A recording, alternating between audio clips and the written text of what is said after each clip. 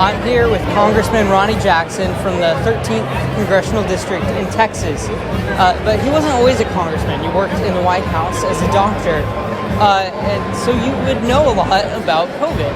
That's right. Looking back over the last 2 years, do you think many of these mandates that we continue to see are reasonable?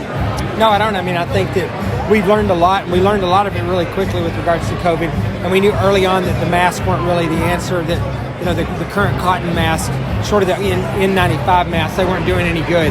But we insisted, I say we, the federal government, insisted on imposing mask mandates and pushing the mask out there. So I think, that was not following the science. I think we never recognized natural immunity, which is something that just doesn't make any sense. Natural immunity probably more effective than vaccine acquired immunity. And we never looked at the therapeutics. The focus from the Biden administration in particular was just on the vaccine. And there's really no reason to have a vaccine mandate, to be honest with you. We reached herd immunity a long time ago, and it should have been a personal decision all along. So I think the mandates in general, I'm not a fan of mandates no matter what the issue is, but I think even if you take the mandates away and you look at some of the stuff that was being pushed on us with the vaccines, with the masking, it was not supported by the science, and now it's all being revealed that a lot of it was unnecessary. Now, leaders are supposed to do what's best for the people, so what would be the purpose in continuing a mask or even a vaccine mandate if that wasn't necessary?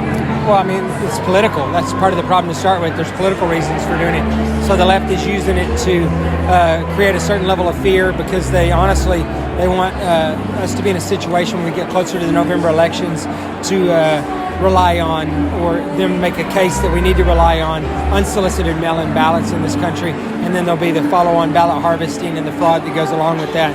But they feel like that will work in their favor, and so that's what they're pushing.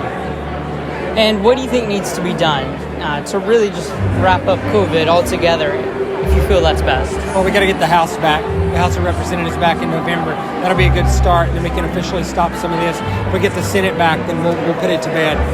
But ultimately, I'd like to see us get the House, the Senate, and in a couple of years the White House back. We can recalibrate, get our country back on track, make America great again. Texas is also a border state. How is the flow of illegal immigration, and not just migrants but drugs also coming through the Texas border? How does that affect your district and its constituents? Well, it affects everybody now. It's not just my district anymore. It's all over the country. They're bringing in massive amounts of heroin, methamphetamine, cocaine, and fentanyl across our border. It's killing an entire generation of our youth. Right now, the number one cause of death for an adult male age 18 to 40 is drug overdose. And that's predominantly from fentanyl and methamphetamine, fentanyl mostly.